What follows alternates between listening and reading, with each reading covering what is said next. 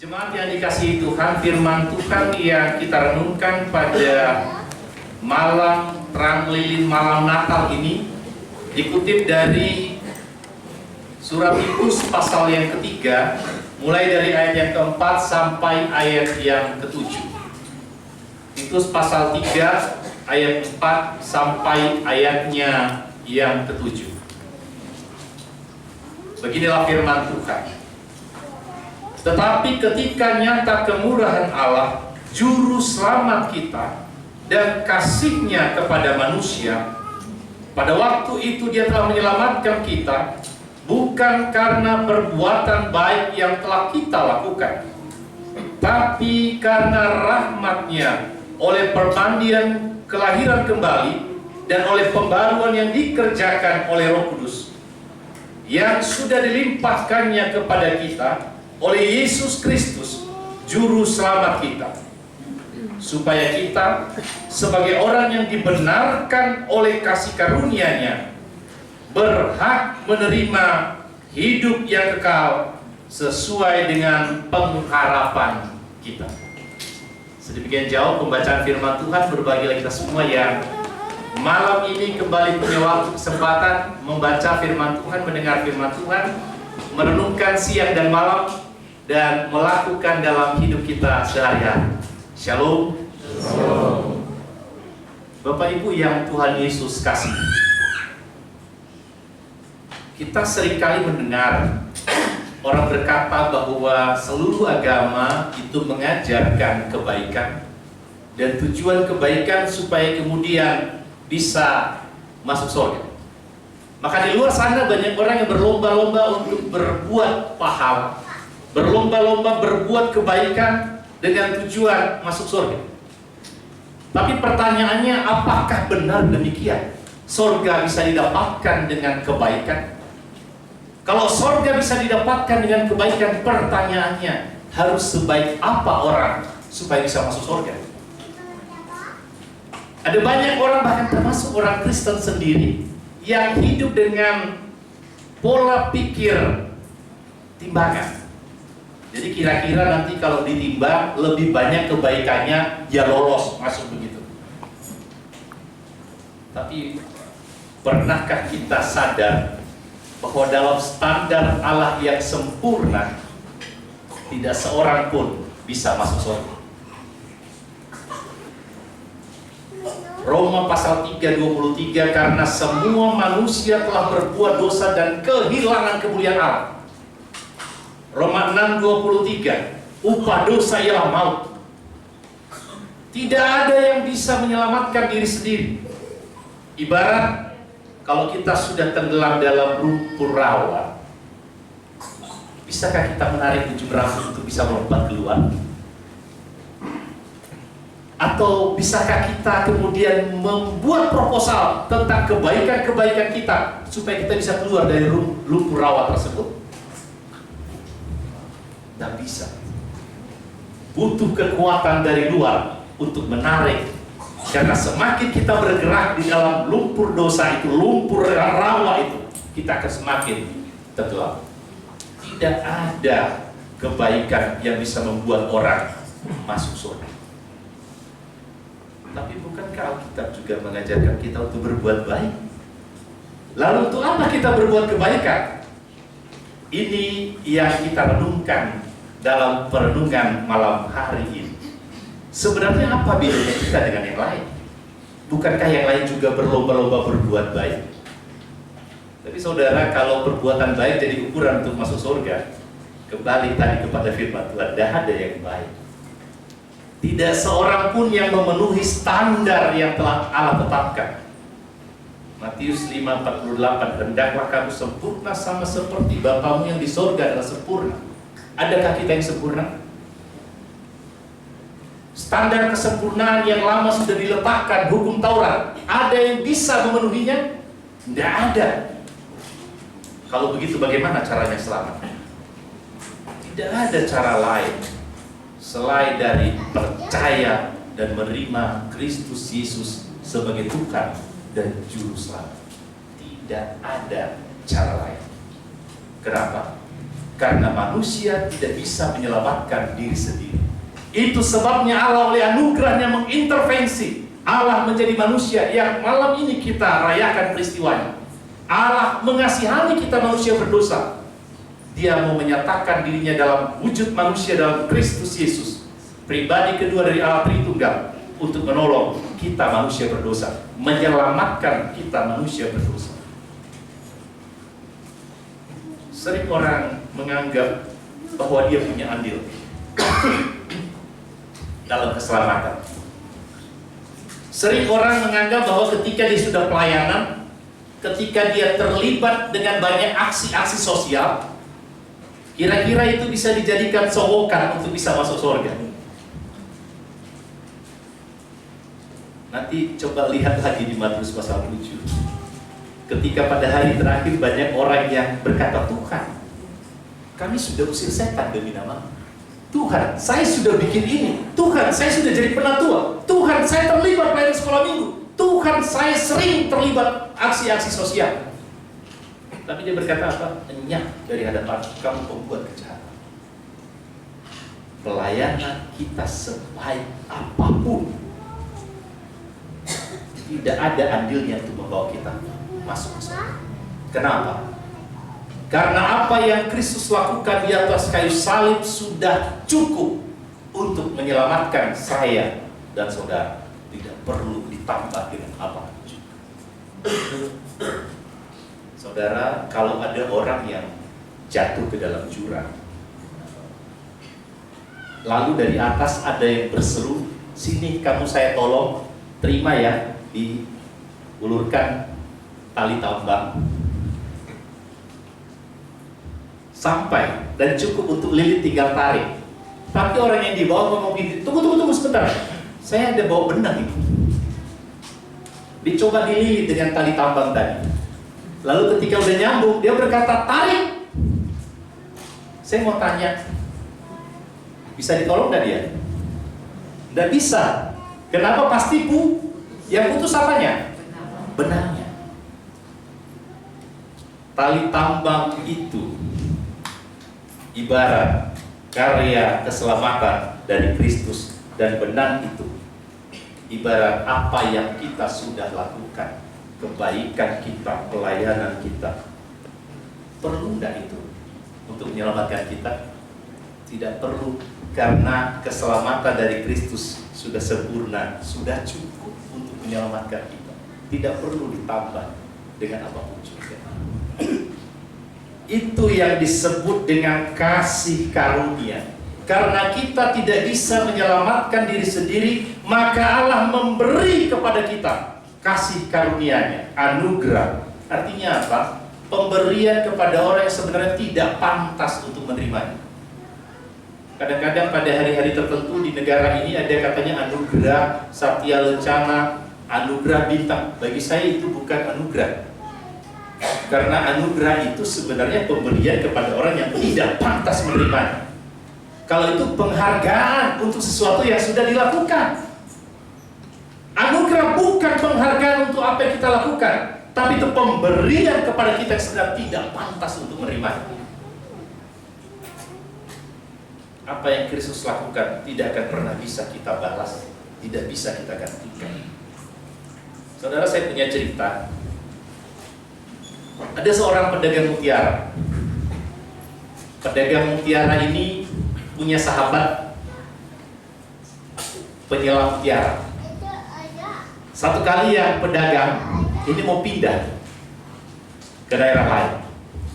Lalu yang penyelam mutiara mengajak bertemu di sebuah tempat.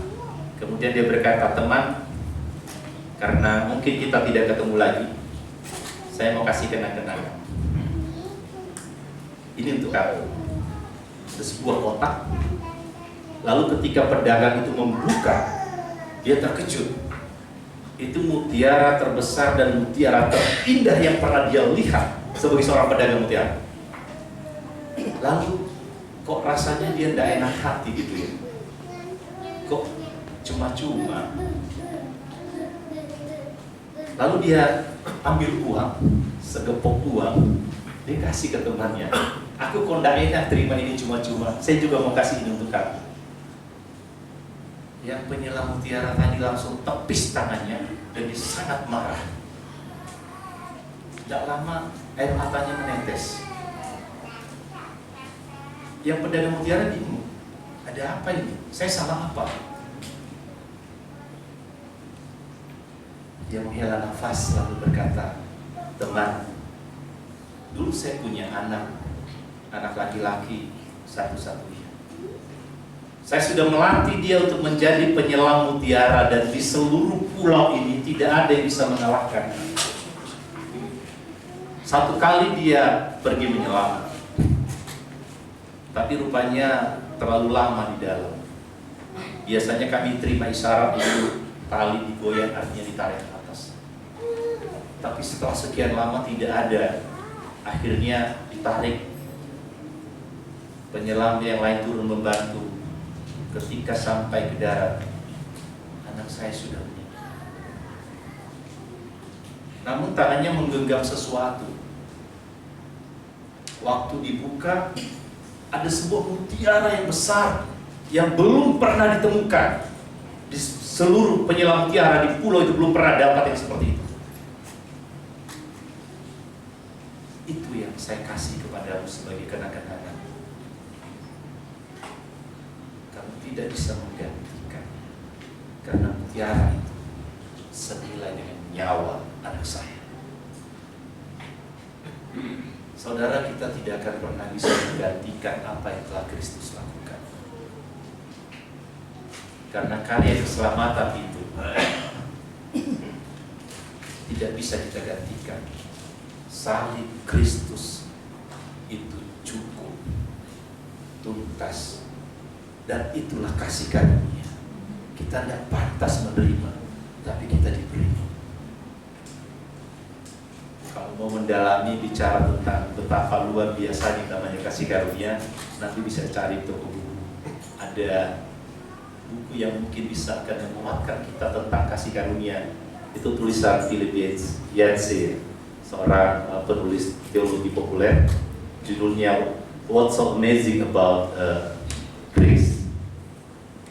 Keajaiban kasih karunia yang mengubahkan banyak hal. Kasih karunia itulah yang memberikan kita pengampunan Allah yang luar biasa.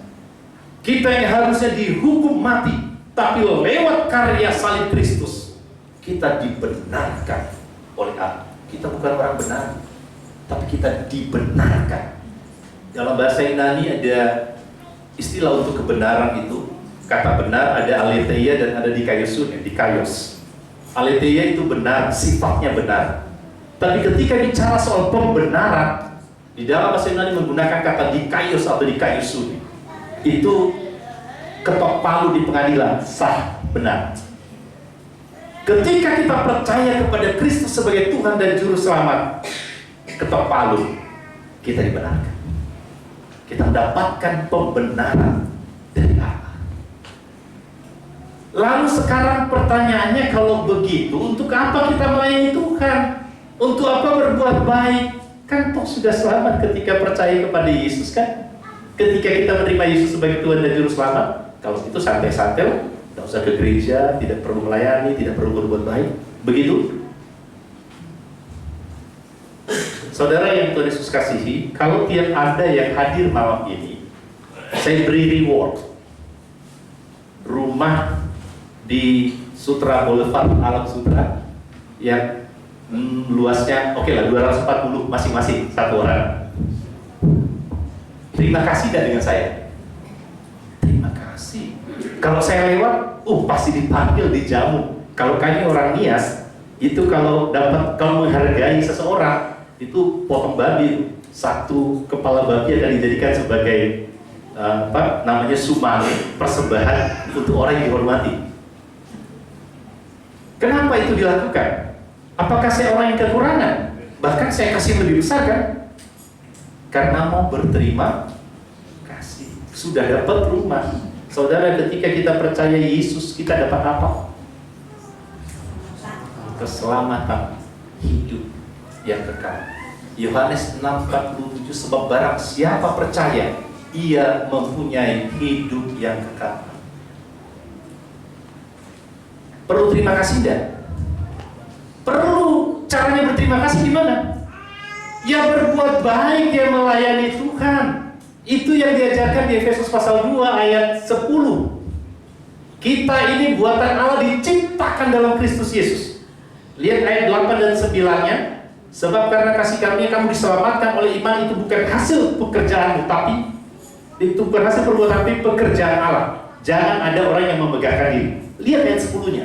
Setelah kita diselamatkan, tujuan Allah menyelamatkan kita kelihatan jelas di ayat 10. Kita ini buatan Allah, diciptakan dalam Kristus Yesus untuk melakukan pekerjaan baik yang dipersiapkan Allah sebelumnya. Ia mau supaya kita hidup di dalamnya. Jadi tujuan kita diselamatkan supaya kita berbuat baik, tidak terbalik. Bukan kita berbuat baik supaya selamat. Kita berbuat baik karena kita sudah diselamatkan. Itu ucapan syukur kita. Dan itu adalah kesaksian hidup kita. Kalau flashback kembali ke belakang, Matius pasal 5, lihat ayat 13-16, ketika kita bicara soal garam dan terang dunia. Di ayat 16, dengan demikian orang melihat perbuatanmu yang baik dan memuliakan Bapamu yang di sorga. Kebaikan kita adalah respon terhadap anugerah yang kita sudah terima. Dan itu akan menjadi sebuah kesaksian di mana Tuhan kita dimuliakan. Oleh karena itu jangan pernah ada yang merasa berjasa di gereja. Tidak ada. Kadang-kadang di kampung saya orang bisa berkelahi, merasa orang yang paling harus dihargai di gereja. Kenapa? Coba pecahkan fondasinya, itu ada nama bapak saya di situ. Sebaik apapun kita, seberapa banyak pun kita sudah berkorban, tidak akan pernah bisa menggantikan apa yang sudah Kristus lakukan. Kalau di luar sana orang berlomba-lomba berbuat baik supaya selamat, kita tidak. Kita berlomba-lomba berbuat baik, kita berlomba-lomba melayani Tuhan, kita berlomba-lomba bersaksi karena kita sudah diselamatkan. Ini pembeda. Jadi kalau di luar sana orang berbuat baik, kita sama, tapi maaf, dia berbuat baik agar, tapi kita berbuat baik karena telah. Mereka berbuat baik supaya dapat, bisa enggak? Firman Tuhan katakan tidak bisa. Kita berbuat baik karena kita sudah diselamatkan. Enak dan jadi orang Kristen? Enak sebenarnya. Makanya jangan malas pelayanan, jangan malas bersaksi, jangan malas untuk berbuat baik. Orang yang menikmati anugerah Allah, orang yang sudah menerima karya keselamatan Kristus, orang yang sudah yakin akan hidup kekal, dia akan memberi hidupnya bagi kemuliaan Allah. Pemimpin salah satu lembaga penginjilan di dunia ini, saya tidak perlu sebutkan lembaganya dan namanya, dia berkata begini: jikalau Kristus yang adalah Tuhan sudah mati bagiku, maka tidak ada satupun yang dapat kuberikan untuk menggantikan karyanya selain dari memberi hidupku bagi kemuliaan nama-Nya. Biarlah hidup kita menjadi hidup yang memuliakan Tuhan sebagai respons kita atas hidup kekal yang telah kita terima. Ada banyak orang yang meragukan hidup kekal, tapi Yesus sudah berjanji dalam Yohanes pasal 10 ayat 28.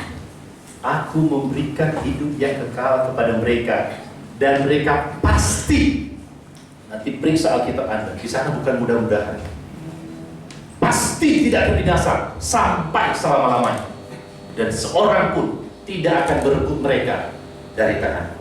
Kalau kita benar sudah jadi milik Yesus, tidak ada yang bisa merampas kita dari kasih karunia itu.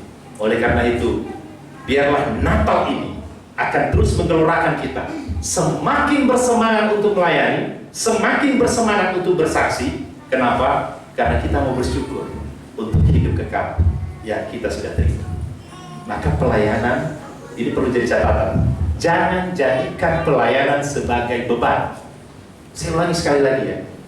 Jangan jadikan pelayanan atau perbuatan baik atau kesaksian hidup itu sebagai beban. Kadang-kadang ada orang berkata begini, Pak Pendeta, saya tidak terbeban. Siapa suruh kamu jadikan itu beban? Beban kita itu kan sudah cukup banyak, pergumulan hidup banyak. Mengapa ditambah lagi dengan pelayanan? Maka lihatlah itu dengan perspektif yang berbeda.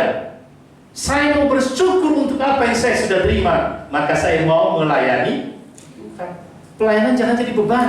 Itu harus jadi sebuah luapan sukacita, ekspresi kita untuk apa yang kita sudah terima dari Tuhan. Kiranya Tuhan meneguhkan firman Tuhan ini bagi kita, supaya kita tahu mengapa kita jadi Kristen, supaya kita tahu mengapa kita melayani Tuhan, supaya kita tahu mengapa kita berbuat baik. Kita tidak boleh kalah dari orang yang terkenal kebaikannya. Kita harus bisa lebih baik dari itu. Kita harus lebih semangat untuk melayani Tuhan. Kenapa? Karena kita mau bersyukur untuk hidup kekal dan kepastian keselamatan yang kita dapatkan sebagai anugerah dari Tuhan. Tuhan memberkati. Kita berdoa. Terima kasih untuk perenungan kami akan firman-Mu Tuhan. Di saat orang punya pemahaman yang berbeda tentang anugerah, punya pemahaman yang berbeda tentang kebaikan, tapi malam hari ini firman-Mu mengingatkan kami, mengapa kami harus berbuat baik, mengapa kami harus melayani, dan mengapa kami harus bersaksi bagi kemuliaan Tuhan. Syukur kami untuk firman-Mu, dan biarlah anugerah yang sudah kami terima, kasih karunia yang sudah kami terima, sebagai orang-orang yang sebenarnya tidak pantas menerimanya, akan menggelorakan kami untuk terus berbuat baik, untuk terus melayani Tuhan, untuk terus bersaksi sampai Kristus datang untuk kedua kalinya. Demi Kristus Yesus Tuhan dan Juru Selamat, kami bersyukur berdoa untuk benar firman. Amin.